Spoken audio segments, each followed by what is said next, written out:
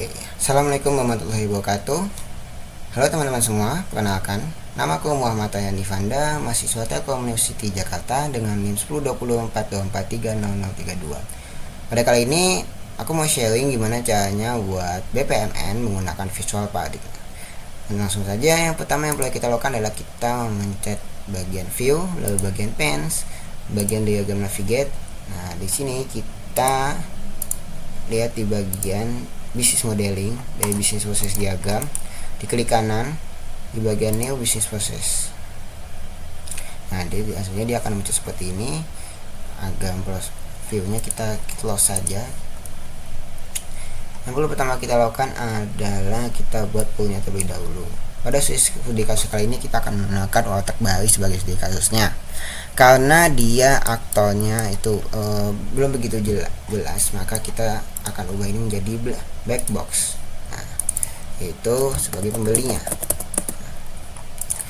Yang kedua, kita akan membuat line-nya, yaitu watak Baharinya, line dari watak Bahari. Nah, di sini dia akan jadi dua aktor, yaitu yang pertama ada penjaga watak, lalu yang kedua dia ada kasirnya. Kita bisa membuatnya dengan cara bagian ini, kita klik saja kasir. Oke. Nah, kita awali dengan start eventnya dulu, yaitu ada pembeli datang gitu ya. Ada pembeli datang gitu. Setelah di pembeli datang ini kita akan membuat bisnis prosesnya dengan cara tax. Kita bisa buat di sini taxnya, misalnya menanyakan pembelinya itu mau beli lauk apa, lauk dan sayurnya apa, gitu kan. Nah, kita bisa aja di sini aja.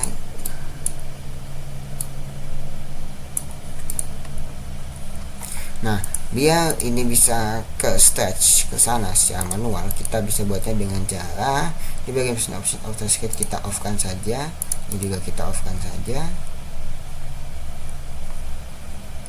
Nah, dengan begitu kita bisa memperluasnya. Oke, sini kita juga bisa memperluasnya. Oke, lanjut. Setelah menyanyikan mobil lauk dan sayur, yang perlu kita lakukan adalah membuat task lagi. Yang kedua yaitu menyiapkan makanannya.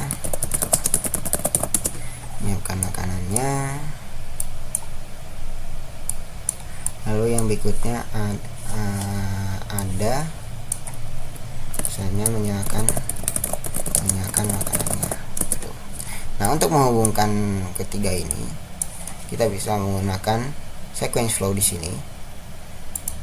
Kita akan di bagian pembeli datang, lalu kita bagian tax ini. Seperti itu. Ini juga sama.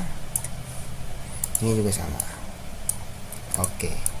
Nah, untuk cara cepatnya agar kita bisa otomatis nggak perlu membuat sequence flow-nya, kita bisa lihat di bagian sini, kita klik, lalu ada resource katalog, ada bagian task, kita enter saja.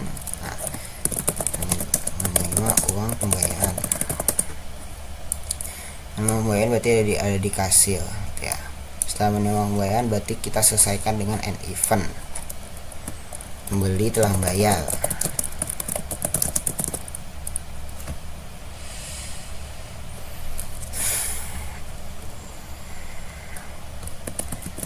Gini deh, makanan telah dibayar. Nah, telah dibayar pelanggan. Nah, kita buat sequence flow di sini. Lalu di sini kita membuat objek dari makanan itu. Kita di sini sebutnya sebagai data objek makanan. Kita buat asosiasinya, yaitu di antara menyiapkan makanan dengan data association bagi makanan sama makanan ke menyiapkan makanan. Oke, dia akan buat seperti ini. Nah, untuk menghubungkan ke black boxnya tadi, kita bisa menggunakan message flow. Setelah kita ulang aja. Setelah pembeli datang, pembeli itu kan akan uang itu bakal nanya membeli lauk dan sayur apa ke pembeli. Dari sini dia akan menanyakan di sini pembeli akan memilih lauk dan sayurnya, seperti itu. Kita bisa pindahkan teksnya ke atas seperti itu. Lanjut, setelah memilih lauk dan sayur, pembeli itu akan menyampaikan lauk dan sayurnya yang mau dipilih. Seperti itu. Di sini setelah uang itu menyalakan makanan, dia akan ke pembeli lagi. Jadi pembeli itu dia akan menerima makanannya. Nah, setelah pembeli kenyang nih, baru dia akan membayar ke kasir. Jadi kita di sini misalnya tulis pembeli bayar makanan, menyerahkan uang. Set. Oke, sudah jadi. Ini proses dari watak barunya kita jadi. Sekarang kita mau atur, misalnya di bagian ini fontnya kita ubah itu.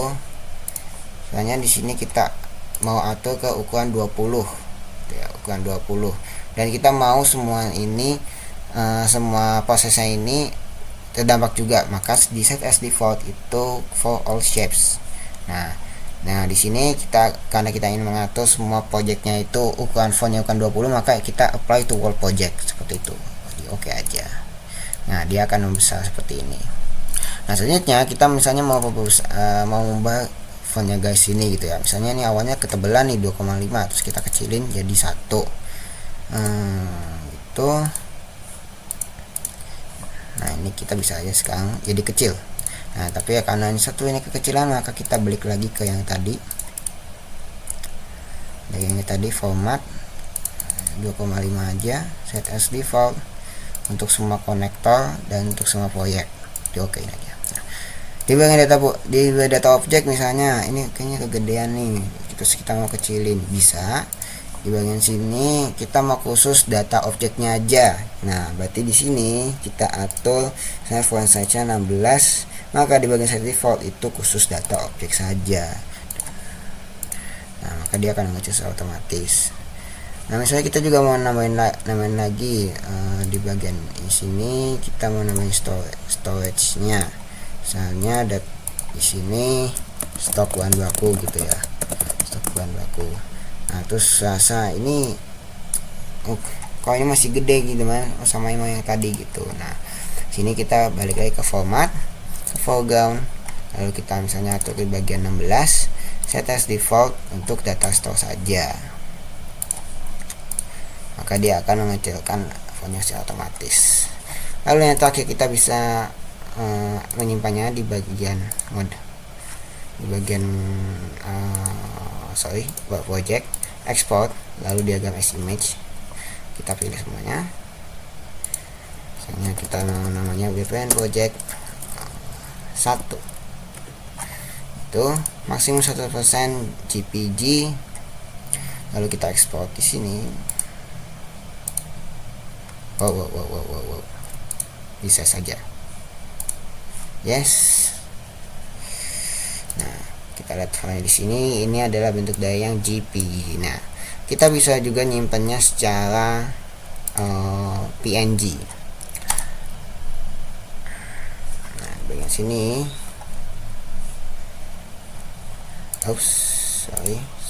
active diagram as image. Nah, di sini, wait.